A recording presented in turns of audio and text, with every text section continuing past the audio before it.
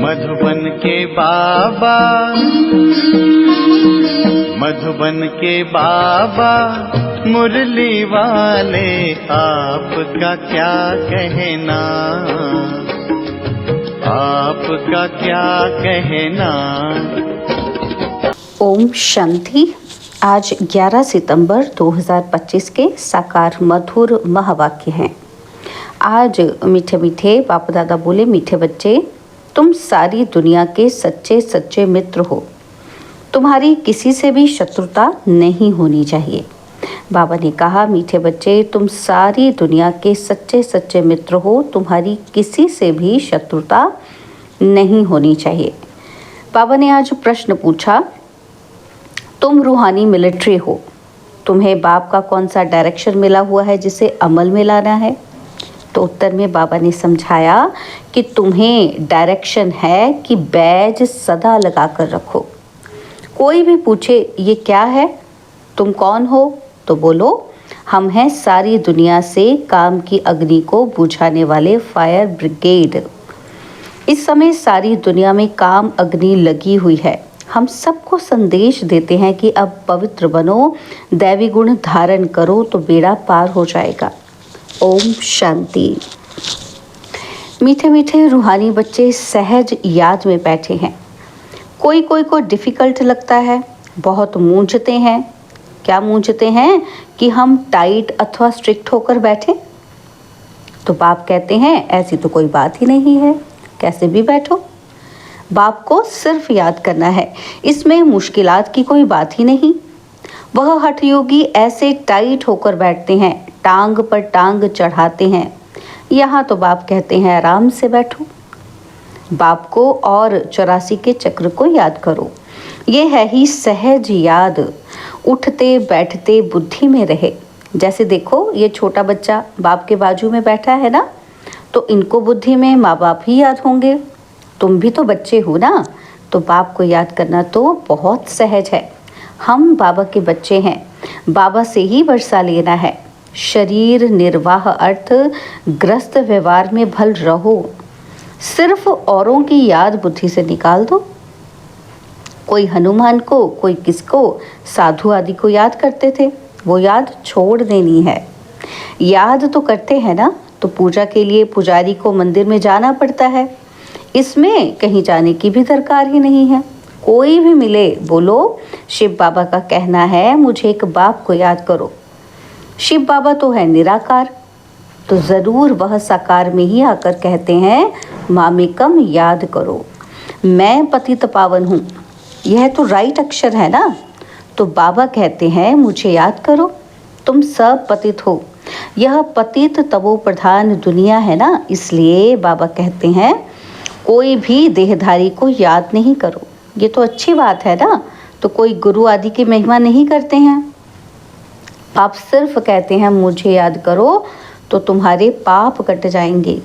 ये है योग बल अथवा योग अग्नि। बेहद का बाप तो सच कहते हैं ना, तो गीता का भगवान निराकार ही है।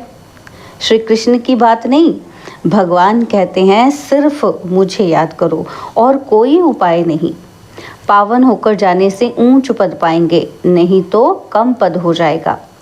हम तुमको बाप का संदेश देते हैं, मैं संदेशी हूँ, इस समझाने में कोई तकलीफ नहीं है। माताएं, अहिल्याएं, कुब्जाएं भी ऊंच पद पा सकती हैं, चाहे यहाँ रहने वाले हों, चाहे घर ग्रस्त में रहने वाले हों। ऐसे नहीं कि यहाँ रहने वाले जास्ती याद कर सकते हैं। बाबा कहते हैं मैं बाहर में रहने वाले भी मुझे बहुत याद में रह सकते हैं, मेरी बहुत याद में रह सकते हैं, बहुत सर्विस कर सकते हैं। तो यहाँ भी बाप से रिफ्रेश होकर फिर जाते हैं, तो अंदर में कितनी खुशी रहनी चाहिए। इस छीछी दुनिया में तो बाकी रोज़ थोड़े हैं, फिर चलेंगे श्री कृष्णपुरी में।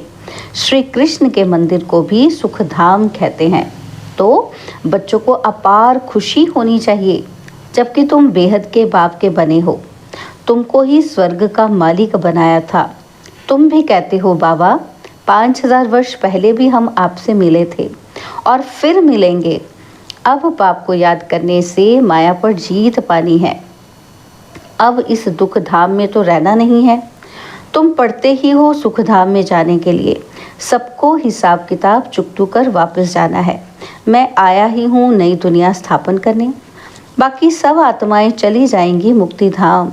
बाप कहते हैं मैं कालों का काल हूँ, सबको शरीर से छुड़ाए और आत्माओं को ले जाऊंगा। सब कहते भी हैं कि हम जल्दी जाएं, यहाँ तो रहने का नहीं है, यह तो पुरानी दुनिया पुराना शरीर है। अब बाप कहते हैं मैं सबको ले जाऊंगा, छोड़ूंगा किसी को भी नहीं। तुम सबने बुलाया ही है, हम सब ने बुलाया ना बाबा को। क्या बाबा कहते तुम सब ने तो बुलाया है कि हे पतित पावन आओ। बल याद करते रहते हैं परंतु अर्थ कुछ भी नहीं समझते हैं। पतित पावन की कितनी धुन लगाते हैं और फिर कहते हैं रघुपति राघव राजा राम। अब शिव बाबा तो राजा बनते ही नहीं, राजाई करते ही नहीं, उनको राजा राम कहना रॉन्ग हो गया। माला जब सिमरते हैं तो राम राम कहते हैं, उसमें भगवान की याद आती है। भगवान तो है ही शिव। मनुष्यों के नाम बहुत रख दिए हैं, श्री कृष्ण को भी श्याम सुंदर, बैकुंठनाथ, मक्खन चोर आदि बहुत नाम देते हैं। तुम अभी श्री कृष्ण को मक्खन चोर कहेंगे? बिल्कुल नहीं। तुम अभी समझते हो कि भगवान तो एक निराकार है, कोई भी देहधारी को भगवान कह नहीं सकते, ब्रह्मा विष्णु शंकर को भी नहीं कह सकते, तो फिर मनुष्य अपने को भगवान कैसे कह सकते? वैजंती माला सिर्फ 108 की गाई जाती है। शिव बाबा ने स्वर्ग स्थापन किया, उनके ये मालिक हैं। जरूर उससे पहले उन्होंने ये पुरुषार्थ किया होगा। उसको कहा जाता है कलयुग अंत, सतयुग आदि का संगम युग। यह है कल्प का संगम युग और मनुष्यों ने फिर युगे युगे कह दिया है। अवतार नाम भी भूल फिर उनको ठिक्कर भित्तर में कण कण में कह दिया है। यह भी ड्रामा है। जो बात पास्ट हो जाती है उसको कहा जाता है ड्रामा।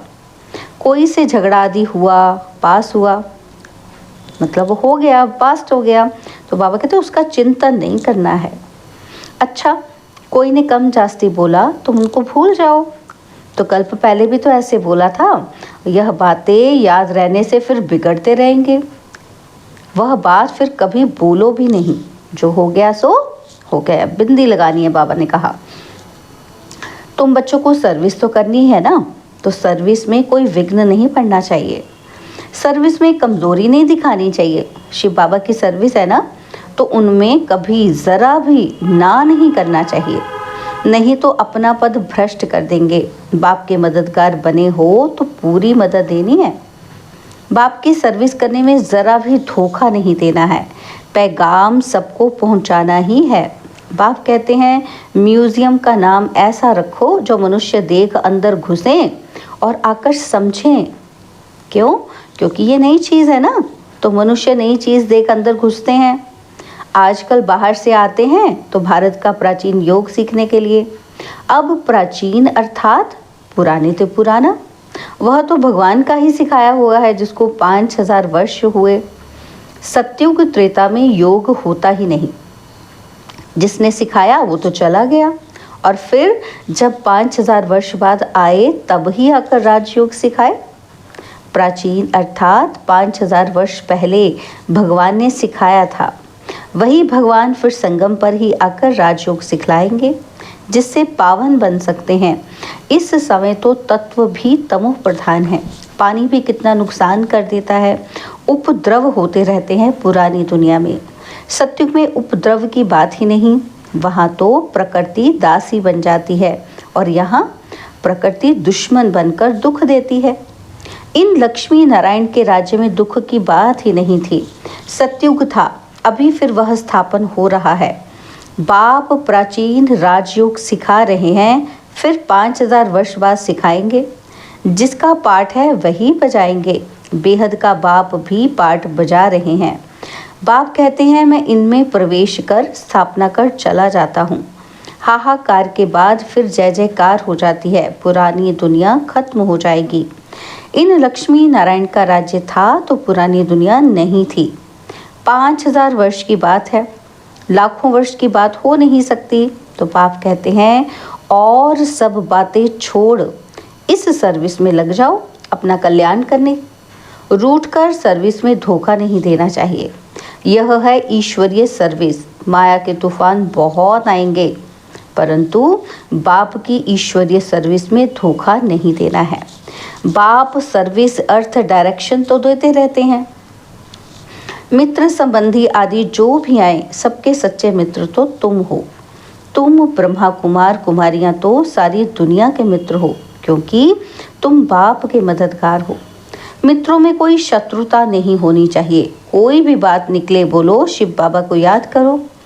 बाप की श्रीमत पर लग जाना है, नहीं तो अपना नुकसान कर देंगे।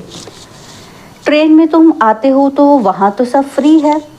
सर्विस का बहुत अच्छा चांस है। बैज तो बहुत अच्छी चीज़ है, हर एक को लगा कर रखना है।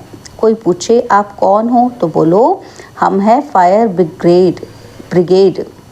फायर ब्रिगेड जैसे वह फायर ब्रिगेड होते हैं आग को बुझाने के लिए, तो इस समय सारी सृष्टि में काम अग्नि में सब जले हुए हैं। अब बाप कहते हैं काम महाशत्रु पर जीत पहनो। बाप को याद करो, पवित्र बनो, दैवी गुण धारण करो तो बेड़ा पार है। यह बैज श्रीमत से ही तो बने हैं। बहुत थोड़े बच्चे हैं जो बैज पर सर्विस करते हैं। बाबा मुरलियों में कितना समझाते रहते हैं, हर एक ब्राह्मण के पास ये बैज होना चाहिए। कोई भी मिले उनको इस पर समझाना है कि ये है बाबा, इनको याद करना है। हम साकार की महिमा नहीं करते। सर्व का सद्गति दाता एक ही निराकार बाप है, उनको याद करना है। याद के बल से ही तुम्हारे पाप कट जाएंगे और फिर अंतमति सुगति हो जाएगी। दुख धाम से छूट जाएंगे, फिर तुम विष्णुपुरी में आ जाएंगे। कितनी बड़ी खुशखबरी है। लिटरेचर भी दे सकते हो। बोलो तुम गरीब हो तो फ्री दे सकते हैं। साहूकारों को तो पैसा देना ही चाहिए, क्योंकि ये तो बहुत छपाने होते हैं। यह चीज़ ऐसी है जिससे तुम फकीर से विश्व का मालिक बन जाएंगे। समझानी तो मिलती रहती है। कोई भी धर्म वाला हो तो बोलो वास्तव में तुम आत्मा हो। अपने को आत्मा समझ बाप को याद करो। अब विनाश सामने खड़ा है, ये दुनिया बदलने वाली है। शिव बाबा को याद करेंगे तो विष्णुपुरी में आ जाएंगे। बोलो यह आपको करोड़ों पद्मों की चीज़ देते हैं। बाबा ने कितना समझाया है। बैज पर सर्विस करनी है, परंतु बैज लगाते ही नहीं, लज्जा आती है। ब्राह्मणियाँ जो पार्टी लेकर आती हैं अथवा कहीं ऑफिस आदि में अकेली जाती हैं, तो ये बैज ज़रूर लगा रहना चाहिए।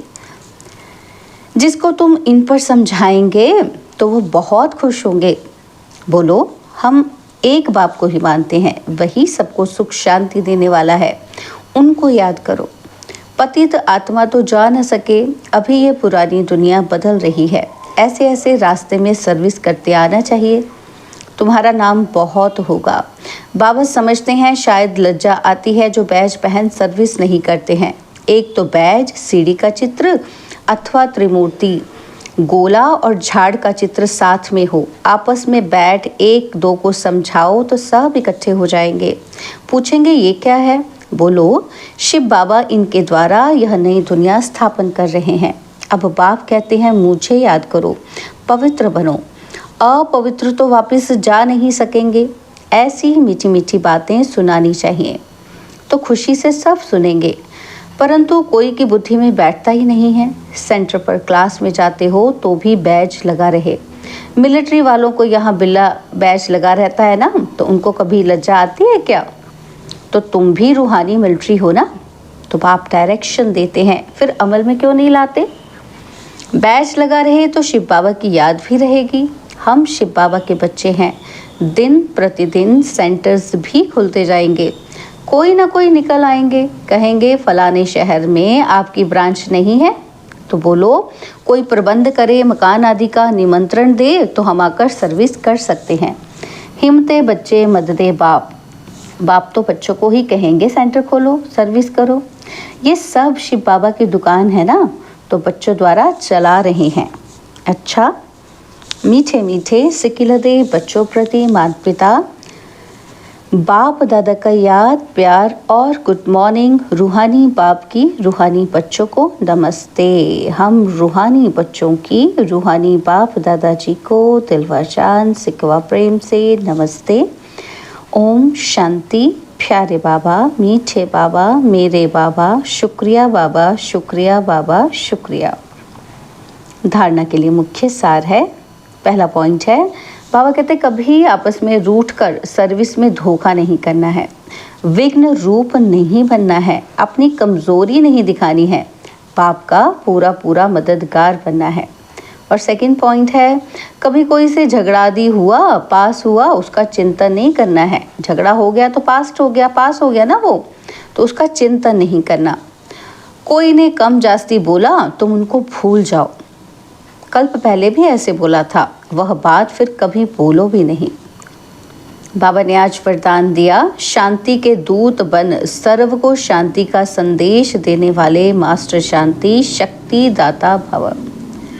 शांति के दूत बन सर्व को शांति का संदेश देने वाले मास्टर शांति शक्ति दाता भव। आप बच्चे शांति के मैसेंजर, शांति के दूत हो।